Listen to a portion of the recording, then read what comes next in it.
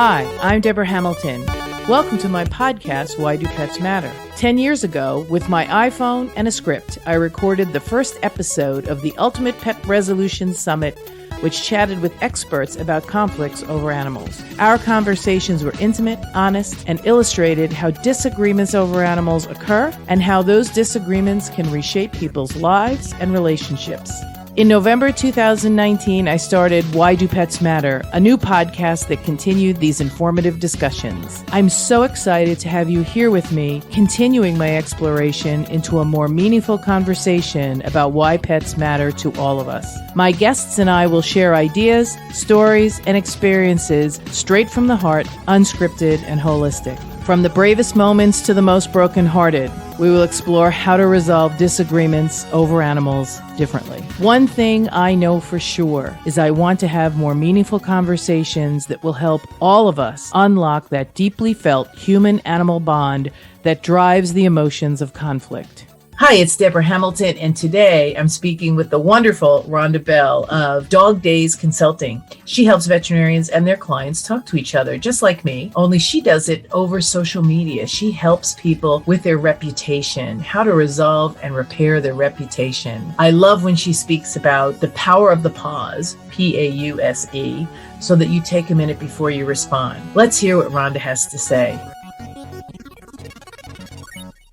I'm here with Rhonda Bell. She and I are like, kindred spirits because she is the owner of Dog Days Consulting, and they help veterinarians and other pet service industries deal with their social media presence, both good and bad, and help people really have a positive experience reacting to conflict, resolving conflict, and having that conversation they need to have. So Rhonda, thank you so much for being here. We are going to have so much fun.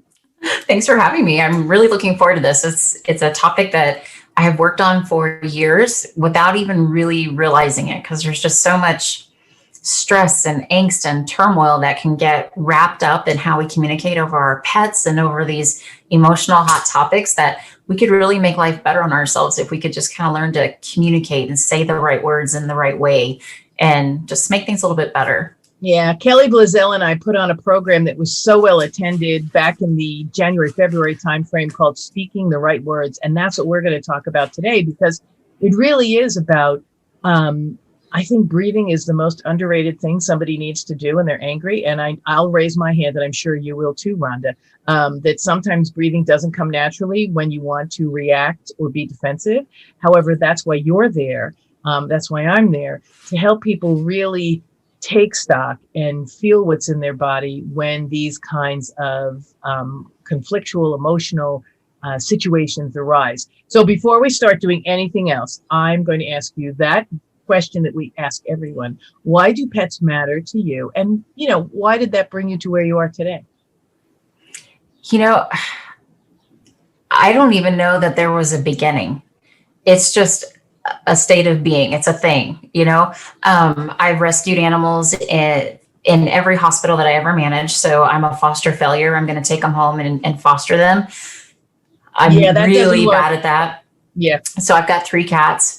I also have a pug. We have some ferals that moved into our backyard.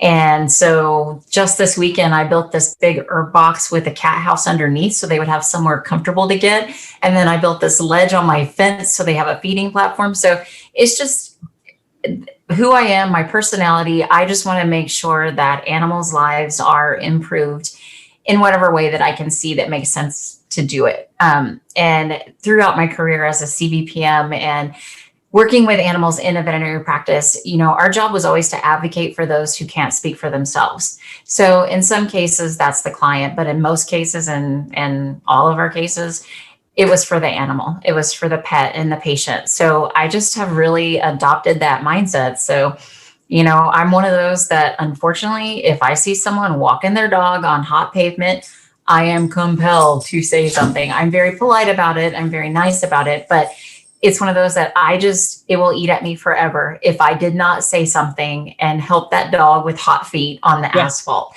So that's just who I am. And I think a lot of us that migrate towards the veterinary world and the animal world, we just have whatever that DNA is. So that's why they matter to me. It's just part of my DNA and part of who I am. And, all thoughts filter through what do my animals need? What do my pets need as I'm doing things? So, and I've built a career around it.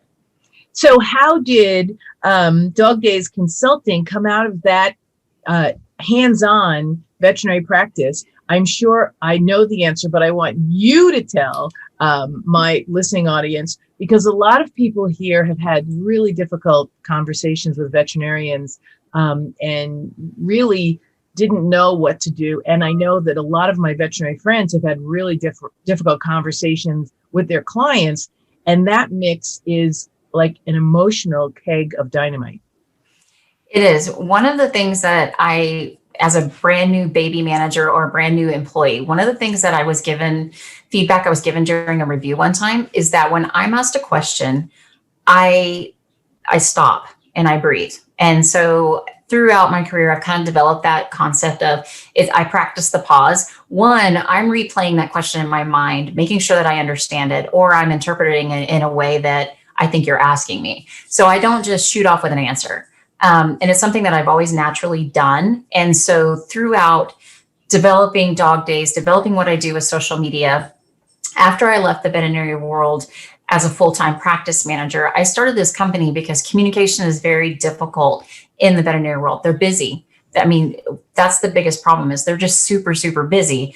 The other problem is they're scientists. So scientists can have problems with being able to communicate or relate to people on an emotional level because they're busy being scientific. They're busy being medical. They're busy trying to get things done and make sure those animals are cared for. So it's not a slight on their abilities to read the room. This is the way it is. So you need people in your environment that can help you read that room and help you communicate to those people.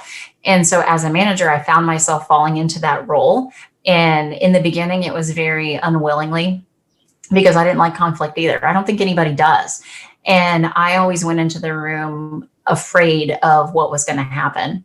So the only way that I could come up with a way to not be afraid anymore is to learn how to manage conflict and learn how to diffuse that situation. So I kind of had to take back control of that situation based on my fear. So I'm just a tackle the fear, get rid of it. It's no longer a fearful thing. So as I went through my career and I started Dog Days, that's what I end up having more questions about is, well, how do I handle this negative review? Or how do I handle this person who's mad at me and they're blowing me up on social media? Or, how do I diffuse the situation? And I do a lot of speaking engagements now, and I've done a lot of online teaching opportunities as well, where that's what people want to know is, yeah, social media, I get it. Reputation management. How do I handle when people are mad at me? I don't know how to handle this conflict.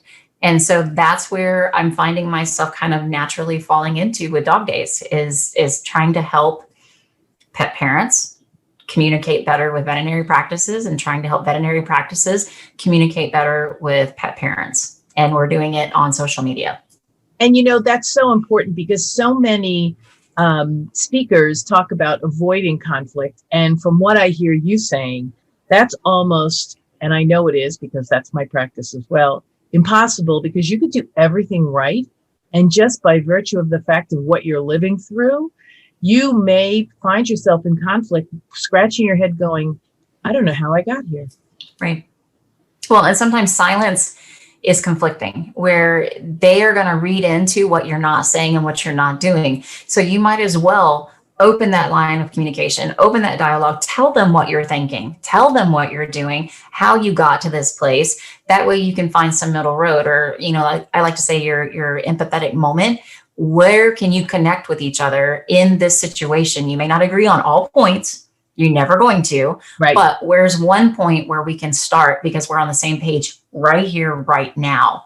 And from there, we can talk about it more and we can try to figure this out. So, and again, we have that added barrier where we have social media in between us. So it's not like we can sit in a room and hash this out for a couple hours and leave shaking hands and feeling like we're friends.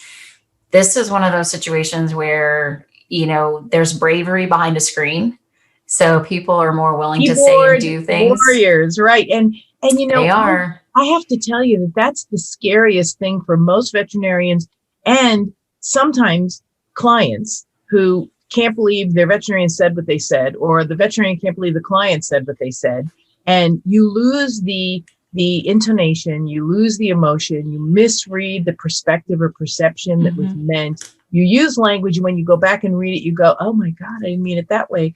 Yeah. So when I work with veterinarians, probably the same way you do, I always say, please don't answer on social media, because right then and there, not a good time. Appreciate and acknowledge, like you said, have compassion for how they took it, what's going on in their mind. I appreciate and acknowledge, doesn't mean you agree.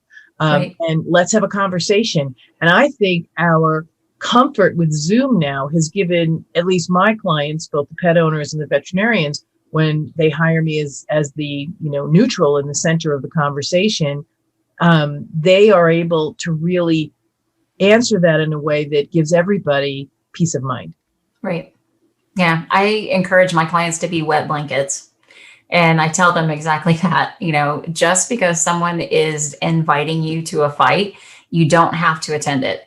Yeah. You don't have to respond. You don't have to throw gasoline on that fire. It's not a requirement. And sometimes we feel like we have to defend our honor, and defend what we did, defend our medicine and any of that stuff. But it's one of those situations where if you think you have to respond, and it's important to respond, and it's crucial that this person understands anything, that right there tells me you should not respond. Yeah. Don't respond on social media. So when the pet owners who are listening to this go, that's just what happened, that vet wouldn't respond to me. And it's not that Rhonda and I are saying, oh no, don't ever respond, but don't respond on social media. It really puts everyone in a defensive posture, a reactive posture.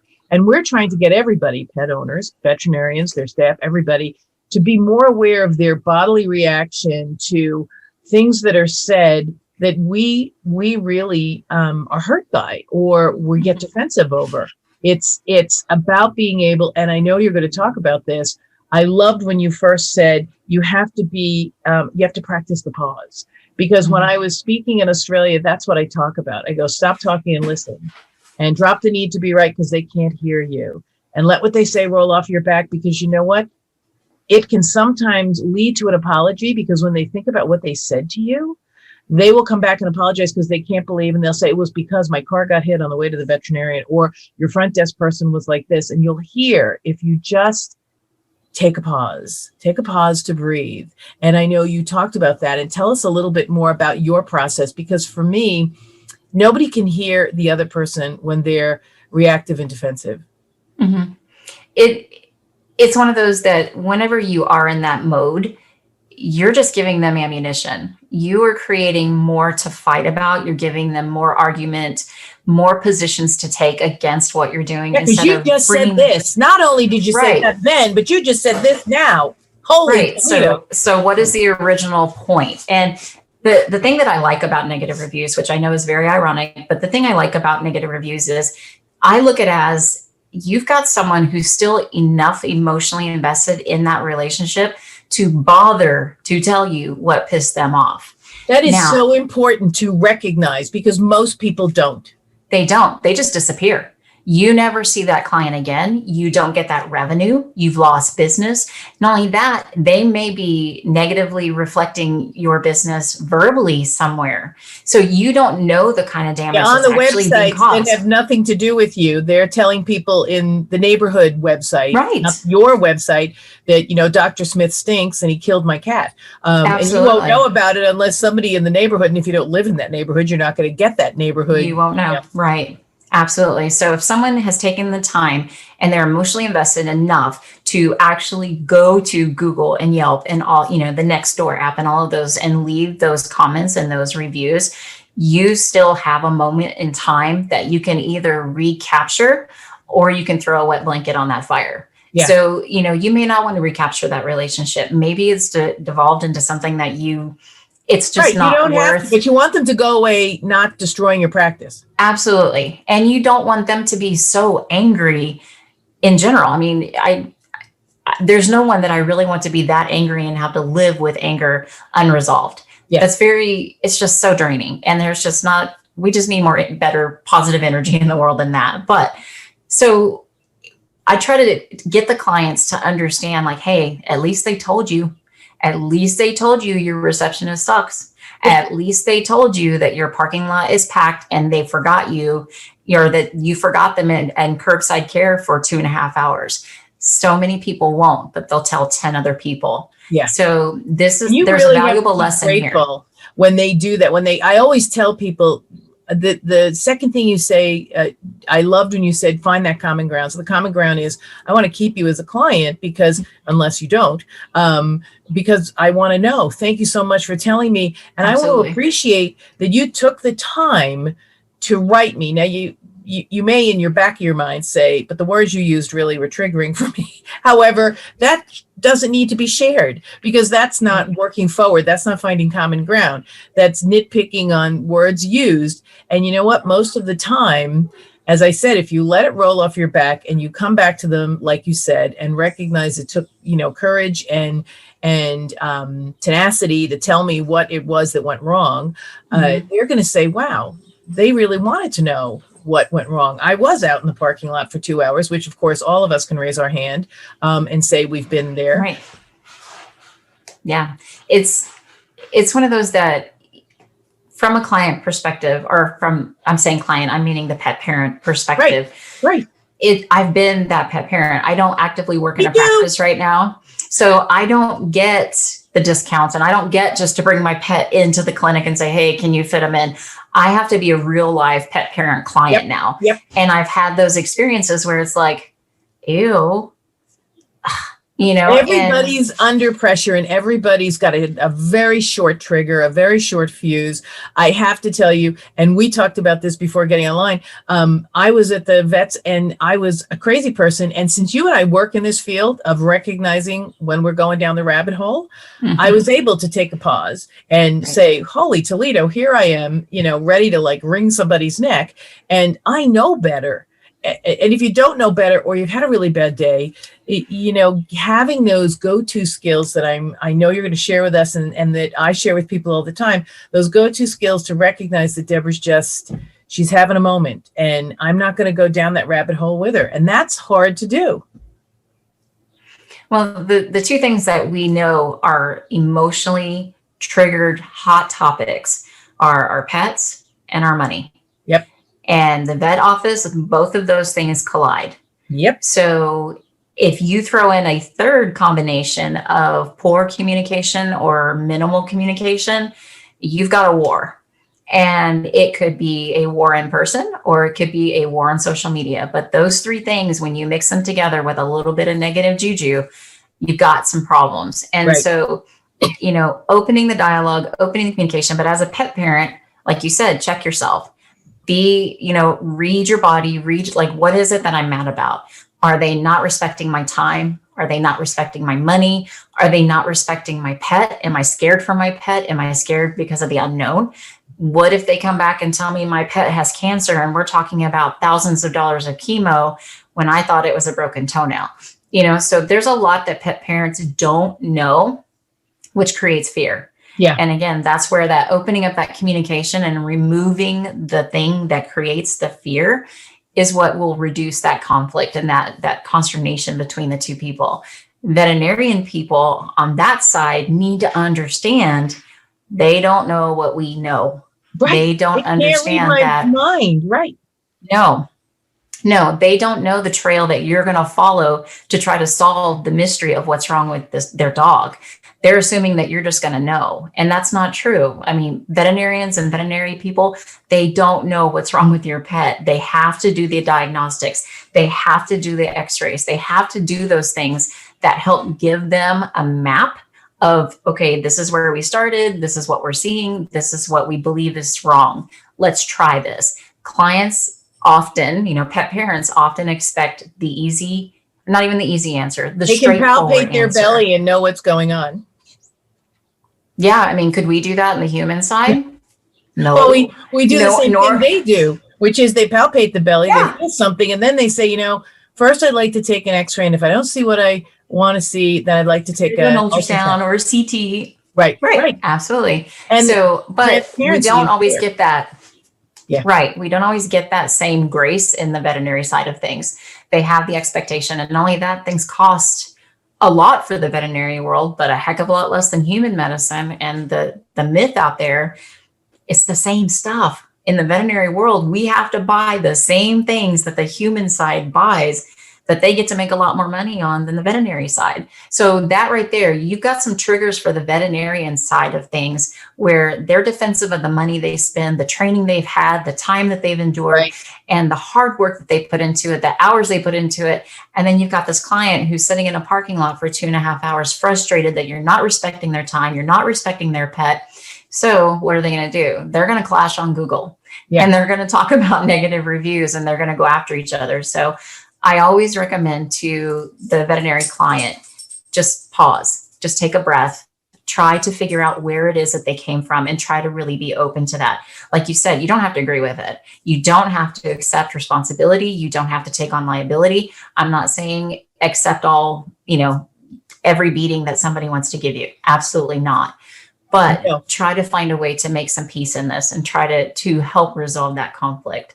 And that's where it gets tricky. And I have to walk through, because a lot of my veterinary clients, they want to fight. Yeah. And they want to fight. They want to stand up for themselves. They want to defend themselves. Yes. And I said, you know what? Defending yourself is great. And I get that. And I always want to defend myself. However, what's the end you want to get to? And I think you probably do this too. What end do you want from this? Do you want to keep this client, or do you want to get rid of this client? Do you want to understand why they reacted this way, or you don't give a shit? I mean, excuse the expression, but you don't give a crap. Sure. I have to tell you today, interestingly, I called my vet and I was walking the dogs, and I was trying to make an appointment, pay a bill and walk and make an appointment for a checkup. And she put me on hold to go to take the credit card. And I kid you not, 15 minutes later, she came back on. And I'm walking the dog, so I'm a half hour, so I don't care. I'm standing there on the phone with my credit card out, walking the dogs. So thank God nobody had to have pickup, because I had my hands full. But she came on, and what she said was, "I'm so sorry. I know you've been on the phone such a long time, but we had an emergency euthanasia." And I said, "I get you. But for the grace of God, go I." And you know what? I think that's where human patients, pet owners, really just need, and the veterinarians don't necessarily do this as often as they should, they just need transparency. I am so far behind because I had a dog come in this morning who needed immediate surgery. Great. Either call me to push my appointment to another day, because I could maybe do that, or just let me know when I arrive that I'm running 3 hours behind. And if you want to go get your groceries and come back, do it. But it's interesting. It's just one more thing that may or may not be part of that culture, that protocol at a vet practice, which then creates this ugly monster that they don't want in their practice. I think yes to both. I mean, it's one of those that, I had owners that were practice owners that were, no, we have to have the perception of perfection. At all times. How does that work? Drives you nuts. And yeah, it does. And it's really hard to maintain. You're going to burn out your team super fast. Yep. Because for every perfect, pristine appearance, there's chaos in the back. So yeah, that's not realistic. The other ones are, I've had them go where they're on the self-deprecating side, and I don't think the other side where they give money away for everything, and I go, they're so apologetic. Yes. Yeah, discounting everything because they're so apologetic for their medicine. They're so apologetic for the fact that it's Wednesday. I don't know. It's just, there's those. What it does? It doesn't validate for the owner. And once you set that up, at least I find this, and I'm sure you're going to agree, once you set a client up for a reduced price, if they complain, then they complain all the time because they're not stupid. Yes, you've now trained them. Yes, you've now trained them that they understand. We all have photo bombings of the dogs on Zoom because they've been trained when they hear us talking like this to jump on our laps. So we photobomb. So you're training your client that if they get a bill, they know, well, if I start to complain on how expensive, come argue with me. Yeah. Right. And I always try, and I'm sure you do too, to teach the veterinarians to appreciate where they're coming from. Yeah, it's not cheap to take care of a dog in the 21st century. Yeah. No, it's not. And we empathize with you, and let us know how we might be able to assist you, because through your payment of your bill, we can take care of your dog. We can keep the lights on. We can keep this extraordinary team together. It's all about, as I said, transparency. Tell them what's going on. It's not just a vet and a dog. It's Yeah. a vet, a dog. It's the cleaning people who come in to clean. It's the front desk people. It's the, ultrasound that they have come in. It's everybody. And their prices are based on covering everyone in a fair and equitable manner. It's not as if, the people who are getting ultrasounds are paying more than the people who are getting rabies shots. However, everybody's paying their fair share for the time they're taking to get their pet looked at. Right. Absolutely. And I always encourage veterinarians to have a go-to answer. I'm not a templated person, so don't have a template, but have a go-to, the x-ray table that we just used to take this bone fracture x-ray cost me $96,000. Yeah. That's right. And there's no corporation out there that's helping to pay for this. I mean, unless they're corporate, that's different. Right. But and that's different. If we're talking about a small clinic, or hey, this bandage material, all of this stuff cost, and I have to pass that along to my clients. But I do work very hard to keep it as low as possible. Right. I work as how can you argue with that?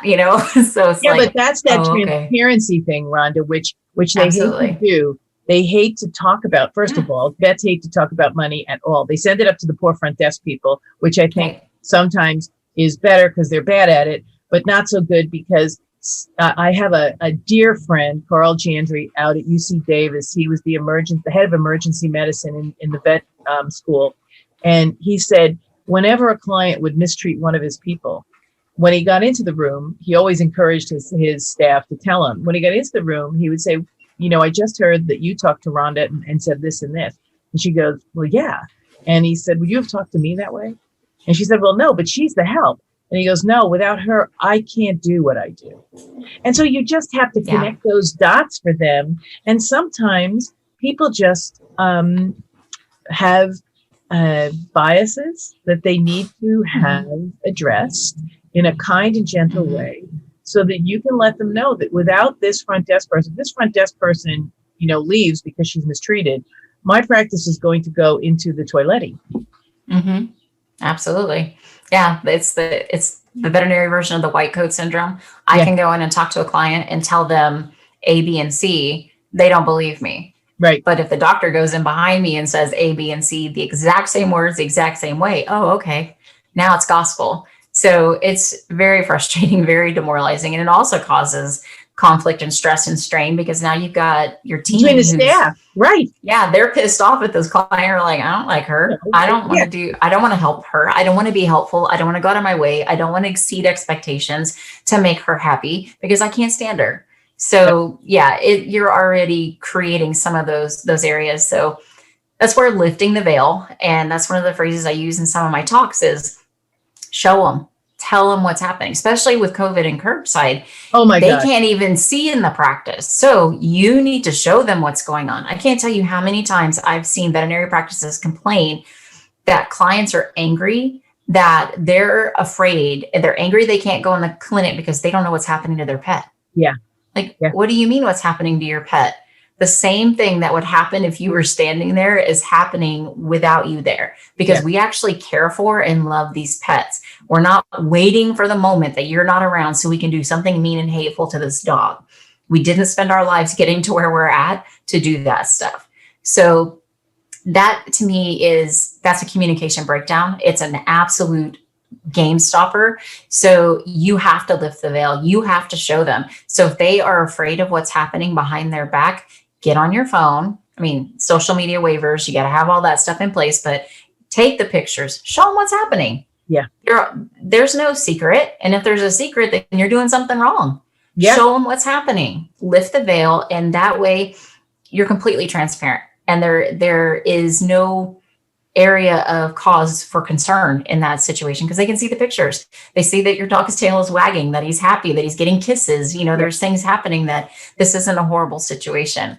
So you have to let them in, especially because it's a metaphorical let them in because so many places can't let them in. Right. And you diffuse the interpretation and perspective that I have of what's going on in there. Now, to take that one step further, I love when you said, whatever was going on in the vet before the pandemic is going on at the vet now at the pandemic. Same people, same process, same everything. You're just not there. Well, I know that you have experienced, and so have I, the new pet owners who have no sense of reference of what goes on in there. And so they've got these new pets that they haven't been able to socialize, haven't been able to really train, didn't know what they were getting into half the time. And they're going to the vet new. And how are vets coping with this new explosion in pet owners? I know the New York Times had an article about it over the weekend. These new pet owners who really didn't know what they were getting into, and now probably are having sticker shock because they didn't have any idea of what it costs to get a pet beyond buying it. I always said when I had my horse, the cheapest part of buying my horse was buying him. Right. You know, maintaining Absolutely. him was the most expensive piece. And Yeah, nobody told me, nobody told me about the shoes and the floating of the teeth and the feed and the cleaning his stall and all that stuff. And nobody told me how much that cost. They said, oh, he was only $1,000. That was the cheapest part of the whole deal. Right. Yeah. No free kittens. They all cost. Yeah. So when new owners are there, how do you help your clients who are new owners deal with veterinarians, and veterinarians deal with new clients? I mean, new pet owner clients. The answer is still the same. It's lifting the veil and being transparent. Explain to them the process. If they are a new client, explain the curbside process. Even as someone who's been in the industry for 15 plus years, when I had my first curbside experience at my vet, I had no idea what to do. They did not have it clearly marked. They did not have signs to tell me what to do. Do I go to the door? Do I not? Do I stay in the car? Did they see me? Did they not see me? Do I call somebody? Did they get my text? Yeah, I have no idea because the communication just kind of stopped. It wasn't fluid. And I understand why. I mean, being on the other veterinary side of it, I totally get it. But it doesn't mean that I didn't have those moments of embarrassment, worry, concern. Am I doing the right thing? Are they going to have to correct me? You know, and even if you set yourself up in that situation and someone does have to correct you, now you've embarrassed your client. So from embarrassment, it's not a quick step to anger. So, you want to make sure that you make it easy to do business with you. So if you have specific rules for how curbside's going to go, or how you want to do your rabies vaccinations, or how you do your grooming appointments, or any of the things that new clients would want to know or need to know, tell them how to do business with you. Yes. One, you're going to bond with them, but it's also going to simplify that communication process the next time that they have to ask you something. They're going to remember these answers, or they're going to know where you directed them. Is it on your website? Do you keep this stuff on your Facebook page? If not, do it. Add this information. Make sure that you are updating your social pages with these rules. Yeah, pin it to the top. These are the directions. I know that Deb Boone, a colleague of ours, had offered on her website a template to use as transparency for visits during COVID, curbside visits, because veterinarians are really bad at providing that information in a way that a pet owner can understand it. Yeah. Yeah. And they don't always ask for follow-ups. What was your experience like? I'd rather not know. I loved when you said before you want them to take the time to give you a negative feedback, because then they've taken the time to let you know where you know. Yeah, at least you know. So we aren't good at ask. I always tell people, ask for it up front. It's always easier to get it when you ask for it than to get it through the back door. Well, and part of the problem is it's not that they're not saying it, at least in my own experience, being my most recent management experience. I had 2 hospitals, a staff of 30.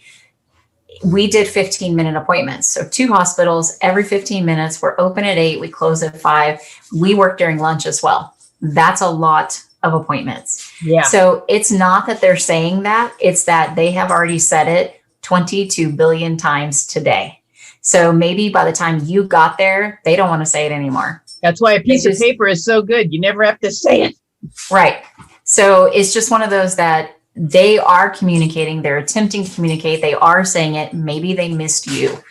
But if they missed you, you're your whole world. Yeah. So therefore, they don't say it at all. Yeah. It's me, myself, and I. Right. Exactly. Right. I have to say that when I was at Colorado State University teaching, one of the third-year students actually got up and said, listen, when we discharge, and it's way before COVID, when we discharge, not only do I, the vet, tell the client what to do with the dog, the vet tech tells them what to do with the dog, and then they get written directions and they still get it wrong. What am I supposed to do? And I said, I get it. That is so frustrating. There you are trying to help this person help their pet.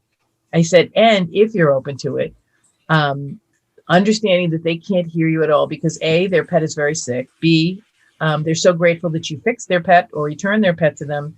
And C, it sometimes is a little better to let some time elapse between when you drop all that information on them and call them back. They're going to remember A and Z. They're not going to remember the rest of the stuff in between A and Z. I think there's a quote I recently used in one of my talks, and now I'm drawing a blank on it, the correctness of it, but it was George Bernard Shaw that says, basically the myth about communication is the belief that it happened. Yeah. And it's just one of those, like, I know, so I wrote that email. It's so true, because it's just one of those, like, I told you how to take care of this dog post-surgical. My receptionist told you, my tech told you, the guy sweeping the parking lot told you. You still don't, how could you say that we didn't tell you this? So, but that's very true. There's so much happening in a veterinary practice, and it's so distracting that we're used to it. We're used to the flow. We're used to the chaos. We're used to the hustle and bustle. But as a client coming in, this is a world that is just completely sensory and just all over the place. Oh, and let me hand you your baby that you're deeply emotionally attached to. And let's talk about trigger number 2, which is the money we want you to pay for that. Right. So, it's no surprise that there are conflict issues. Now, there are so many practices that do it well. I mean, they really do. And they have very few issues. I have several clients who have like 4.8 and 4.9 review ratings. That's unheard of in veterinary practice. And it's because they communicate, and they are just so connected and bonded and open and transparent with their clients that even if there are hiccups along the road, that relationship is easily repaired because so many positive deposits in that relationship has been made. When the one withdrawal, because we had a stressful situation, happens, it doesn't just bankrupt that account. Right. So it's one of those that some do it well. Some don't have, like an emergency hospital, they don't have the time to build that relationship, to put those positive deposits in. So whenever you have a negative experience or, emotionally charged experience, life or death experience, money experience, pet experience, you're damned if you do, damned if you don't. So I know. And then what often happens is I have to be right. Instead of getting it right, they have to be right. So they have to continue to make their point so that that I did everything right. And sometimes it's about just holding a safe space for how people absorb information. And what I sometimes, and you probably get this as well, especially in emergency situations, when the regular vet sees all what the emergency vet did and starts commenting out loud, and they weren't there. And I always say to the treating vet post emergency, do me a favor and simply say, but I wasn't there. So this is what I'm seeing now, but I wasn't there then. So we have to talk to that vet to see what they saw then. Because just saying that doesn't necessarily agree with what the emergency vet did, but it gives the emergency vet some latitude that they were in a different place, a different time. The dog was looking much different, or cat or bird or horse. And so you're giving them the opportunity to really make sure, because what happens is my vet said that you screwed up and I'm going to sue you. I mean, I don't know how many I've had of that. And I sit there and I want to talk to the vet, who then later says, well, no, it's just that I wouldn't have done it that way. I said, but was it wrong? Well, no, not in the moment. I said, but you didn't say that. Qualify it. You didn't, you just said, I would never have done that. And so then your client wants to go and draw in court of the emergency. I mean, I think emergency vets are fabulous. Absolutely. Rhonda, I am so glad you have come on Why Do Pets Matter? Rhonda is the owner of Dog Days Consulting. She helps clients and veterinarians have that conversation. She helps veterinarians and pet service industries with their online visibility and positive information. And if negative information comes up, she helps with that too. I'm so glad you're here. Please come back again, because as we started this conversation, we said we could talk forever, because I think we need to really touch more on the pandemic puppy, how to deal with that new owner, and also how to really help clients ask for that transparency if it's not evident in a way that the veterinarian can feel it as a positive, as something this client, as you said, wants to do to help rather than to criticize. Absolutely. Yep, absolutely. My pleasure. I've had a blast. There's so many trails we can go down with this that I'm glad you're doing this. And I'm glad that I hope someone out there listening gets some benefit from this. Oh, they do. I mean, I get so many likes and things. It's great because what we're talking about is real life with pets. So Why Do Pets Matter? This is Debra Hamilton Law and Mediation, and the Why Do Pets Matter podcast. And of course, don't forget to join us on Wednesday nights at 6:30 for the MAP plan, navigating the journey your pet, your beloved pet takes when you can't care for it. And until then, take care of your pet. The Why Do Pets Matter podcast drops every Thursday and can be found on whichever platform you find your podcasts. Subscribe now, invite your friends, and I cannot wait to have you join me in these conversations.